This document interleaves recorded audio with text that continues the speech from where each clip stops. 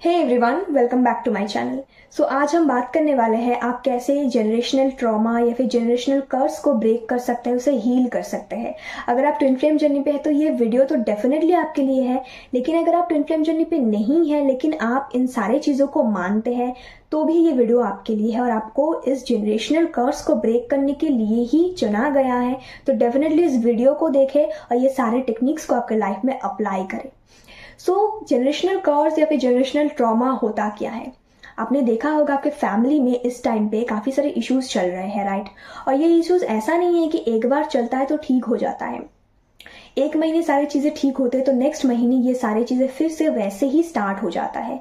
Then फिर से सारी चीज़ें ठीक होते हैं और फिर से ये सारी चीज़ें चालू हो जाता है।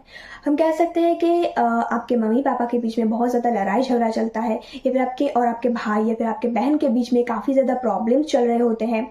सारी चीज़ें ठीक होते हैं, फिर से ये सारी चीज़ें चालू हो जाता है। और जो ये सारे हो रहा है इससे काफ़ी ज़्यादा आप अफेक्ट हो रहे हैं, आपके लाइफ में बहुत ज़्यादा इसका इफेक्ट दिख रहा है। तो ऑब्वियसली आपके लाइफ में कोई जनरेशनल ट्रॉमा चल रहा है, कोई जनरेशनल कर्ज है आपके ऊपर, आपके फैमिली के ऊपर।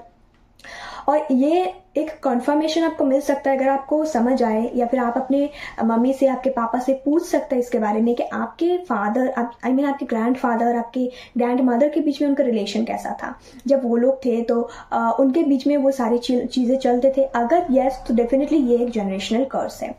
सो ये जनरेशनल कर्स को ब्रेक करने के लिए या फिर जनरेशनल ट्रॉमा जो भी है, इन चीज़ों को हील करने के लिए सबसे ज़रूरी है आपको इस पैटर्न को समझना। ये पैटर्न क्या चल रहा है, यानी कि आपके ग्रैंडफादर, आपके ग्रैंड मदर के बीच में क्या था।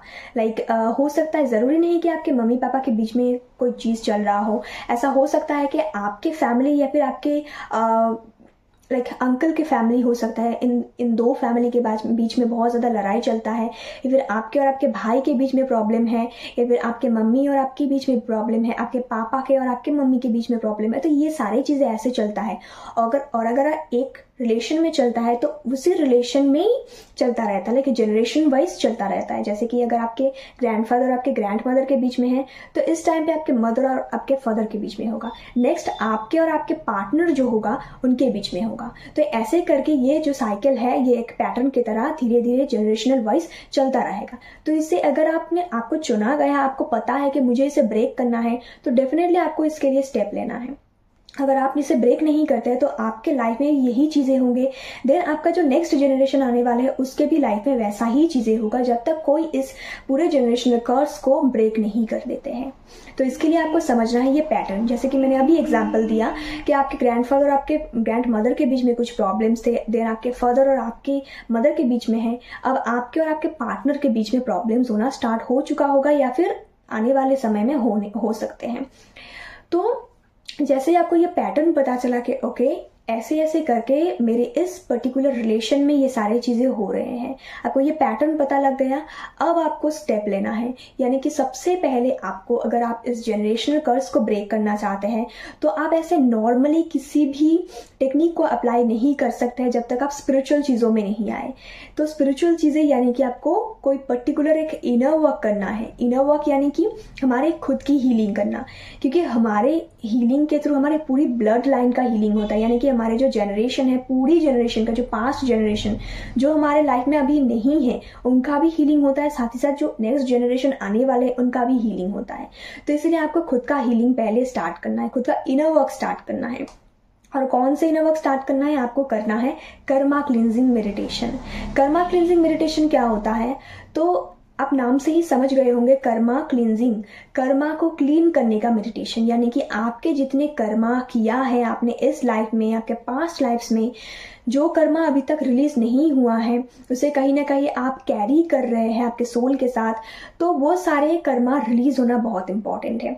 जैसे आप खुद का कर्मा रिलीज करना स्टार्ट करते हैं, आप खुद के बॉडी से सारे नेगेटिविटीज रिलीज करना स्टार्ट करते हैं, तो धीरे धीरे आपकी पूरी ब्लड लाइन का हीलिंग होता है, आपके पूरी ब्लड लाइन का कर्मा रिलीज होना होता है। तो इसीलिए सबसे पहले आपको अपना हीलिंग स्टार्ट करना है। अब आपने खुद का हीलिंग स्टार्ट किया, आप खुद का इनर वर्क कर रहे हैं, लाइक आप कर्मा क्लिनजिंग मेडिटेशन से आपको स्टार्ट करना है। कर्मा क्लिनजिंग स्टार्ट किया आपने, अब आपको करना है शिव तांडव, यानी कि शिव तांडव को सुनना है और साथ ही साथ आप चैंटिंग भी कर सकते हैं डेली बेसिस में। या फिर अगर आप डेली नहीं करना चाहते हैं तो आप लाइक हफ्ते में एक दिन या फिर जिस दिन आपको लगे कि नहीं मुझे आज करने का बहुत मन है उस दिन आप कर सकते हैं। लेकिन अगर आप पूरी शिद्दत से फुल डेडिकेशन के साथ इस ये जो जनरेशनल ट्रॉमा चल रहा है, आप फैमिली का हीलिंग करना चाहते हैं, आप एक ट्विन फ्लेम जर्नी पे है और आपको पता है कि ये आप ही का पर्पस है, सो डेफिनेटली आपको इसे डेली बेसिस में करना चाहिए।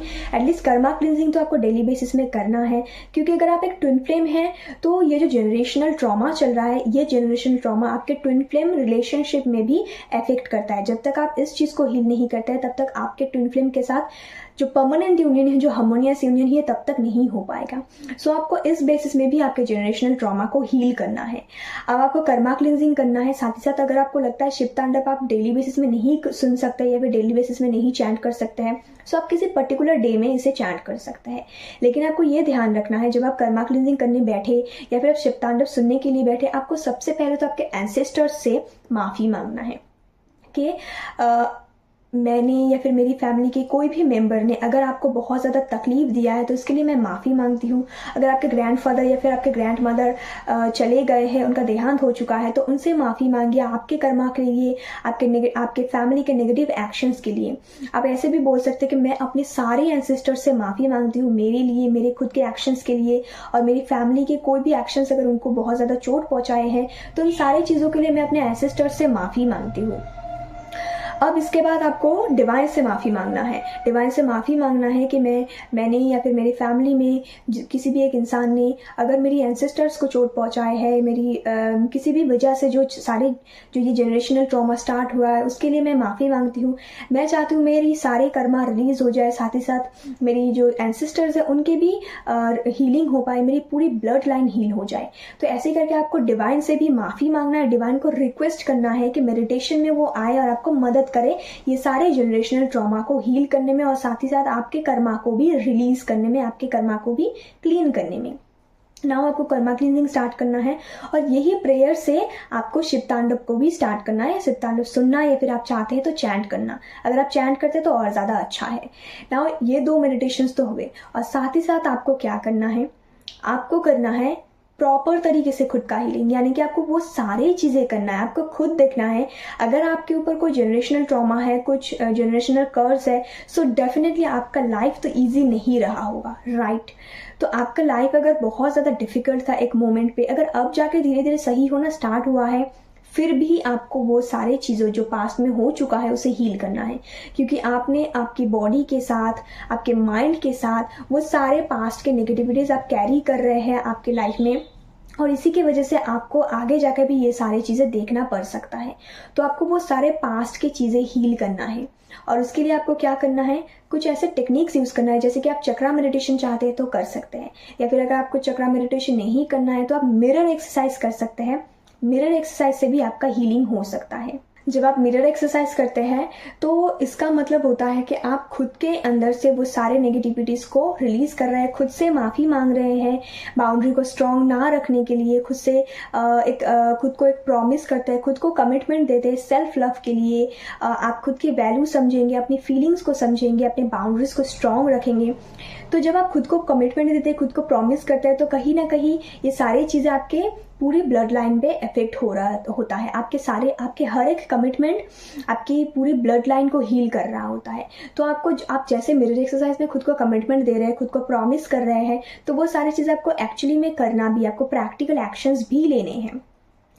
यानी कि आपको ऐसे चीज़ें करना है जिससे आपकी खुद की हीलिंग हो सके, क्योंकि आपकी हीलिंग के थ्रू आपकी पूरी ब्लड लाइन की हीलिंग हो रहा है, राइट। और जैसे आपकी पूरी ब्लड लाइन हीलिंग हो रहा है तो ये जनरेशनल ट्रॉमा है, ये ट्रॉमा धीरे धीरे खुद हील होता रहेगा।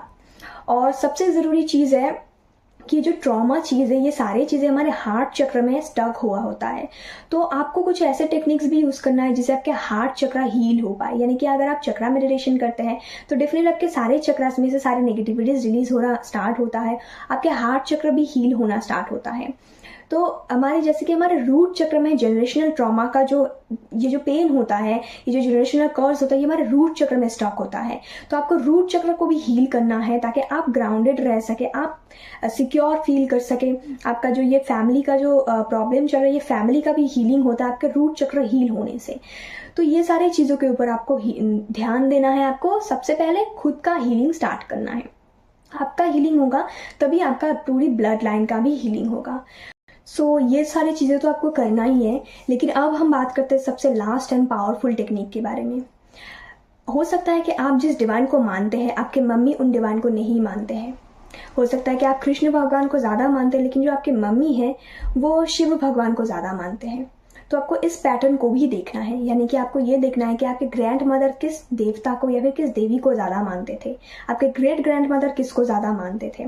तो इस पैटर्न को देखने से आपको, अगर आप आपके मदर जिसको मानते हैं उनको मानना ज़्यादा स्टार्ट करते हैं, तो इससे भी आपका जो जनरेशनल ट्रॉमा है ये बहुत ज़्यादा फास्ट हो जाता है, ये हील होना, ये ब्रेक होना। क्योंकि मैंने खुद ये एक्सपीरियंस किया है। मैं काली माता से बहुत ज़्यादा डरती थी। एक वक्त पे मुझे बहुत ज़्यादा गंदे ऐसे भयानक ड्रीम्स आते थे काली माता के, मैं बहुत ज़्यादा डर जाती थी। मैंने कभी नहीं माना था, उनको देखते ही मुझे डर होता था। लेकिन मेरी जो ग्रैंड मदर थी वो काली माता को बहुत ज़्यादा मानती थी। तो एक वक्त पे आके खुद मेरी डर गायब हो गया जैसे ही मैंने खुद का हीलिंग स्टार्ट किया, और मैं काली माता को मानने लगी। मैं उनको बहुत ज़्यादा मानती हूँ। अब मेरी जो मदर है वो काली माता को भी मानते हैं, लेकिन साथ ही साथ हनुमान भगवान को भी मानते थे। मेरे लिए हनुमान भगवान का वो चीज़ था ही नहीं, क्योंकि मैं कृष्ण भगवान को सबसे ज़्यादा मानती हूँ। और पता नहीं एक दिन अचानक से मेरे दिल में ये ख्याल आया कि मुझे हनुमान भगवान को भी मानना है, और मैंने खुद स्टार्ट किया। मुझे ये सारी चीज़ों के बारे में नॉलेज नहीं था कि ये सारी चीज़ें करने से शायद मेरी जो जनरेशनल ट्रॉमा है ये हील हो सकता है, लेकिन मैंने खुद ये ऑटोमेटिकली होता गया। तो मैंने हनुमान चालीसा पढ़ना स्टार्ट किया डेली बेसिस में, और अब जाके मुझे समझ आया कि ये जो सारी चीज़ें मेरा हुए हैं मेरे लाइफ में, ये कहीं ना कहीं उनके ही तरफ से एक इशारा था कि तुम्हें जनरेशनल ट्रॉमा को हील करने के लिए ये सारी चीज़ें भी करना है। और मैंने ये ऑटोमेटिकली किया, ऐसा नहीं कि मुझे फोर्सफुली किया गया, या फिर मैं बहुत ज़्यादा मुझे करना है ये जनरेशनल ट्रॉमा को ब्रेक करना है। ऐसा मुझे जनरेशनल ट्रॉमा के बारे में कुछ पता ही नहीं था, सच बात। तो खुद मैंने ये सारी चीज़ें किए, और आज जाके मैं जब देखती हूँ तो मुझे अब समझ आता है कि ऑफ कोर्स ये सारी चीज़ें करने से मेरी जनरेशनल ट्रॉमा हील होना ये कितना फास्ट हो चुका है। ये अगर मैं नहीं करती तो कहीं ना कहीं थोड़ा सा डिले होता इसमें। सो डेफिनेटली मैं खुद के एक्सपीरियंस से आपको ये बोल रही हूँ कि अगर आपकी मदर जिन देवी को या फिर जिन देवता को मानते हैं, अगर आप उनको मानना स्टार्ट करते हैं, उनका चैंटिंग करना स्टार्ट करते हैं, तो डेफिनेटली जो आपका जनरेशनल ट्रॉमा है तो वो भी खुद ब खुद ब्रेक हो जाता है, खुद ब खुद हील होना स्टार्ट हो जाता है। तो ये सारे चीज़ें आपको करना है। सबसे पहले तो आपको ये पैटर्न को समझना है कि जनरेशनल ट्रॉमा में कौन सा पैटर्न चल रहा है। उसके बाद आपको खुद का हीलिंग, खुद का इनर वर्क स्टार्ट करना है, मिरर एक्सरसाइज करना है, चक्रा मेडिटेशन करना है, देन आपको कर्मा क्लिनजिंग मेडिटेशन करना है, डेली बेसिस में आपको शिव तांडव सुनना है या फिर चैंटिंग करना है, और सबसे ज़रूरी है देखना कि आपके ग्रेट ग्रैंड मदर, आपके ग्रैंड मदर, आपके मदर कौन से देवियों को मानते थे, और उनको मानना आपको स्टार्ट करना है। एटलीस्ट डेली बेसिस में उनका मंत्र चैंटिंग आपको स्टार्ट करना है। तो ये पूरे प्रोसेस में डेफिनेटली आपके चक्र जो जनरेशनल ट्रॉमा है या फिर जनरेशनल कर्ज है वो ब्रेक हो सकता है। ये थोड़ा सा टाइम ले सकता है, डिपेंड करता है आप कितने डेडिकेशन के साथ इसको करते हैं और आपने खुद का कितना हीलिंग किया, क्योंकि आपके खुद के ही हीलिंग से ये पूरी ब्लड लाइन का हीलिंग होता है। सो सबसे पहले तो आपको खुद का हीलिंग करना स्टार्ट करना है। खुद के हीलिंग के थ्रू पूरी तरीके से फुल डेडिकेशन के साथ आपको खुद का हीलिंग करना स्टार्ट करना है। सो आई होप ये इन्फॉर्मेशन आपको अच्छे लगे, और इससे डेफिनेटली आपका जनरेशनल ट्रॉमा हील हो सकता है। इसको ज़रूर अप्लाई कीजिए इन सारे टेक्निक्स को, और खुद की हीलिंग की तरफ ज़्यादा ध्यान दीजिए।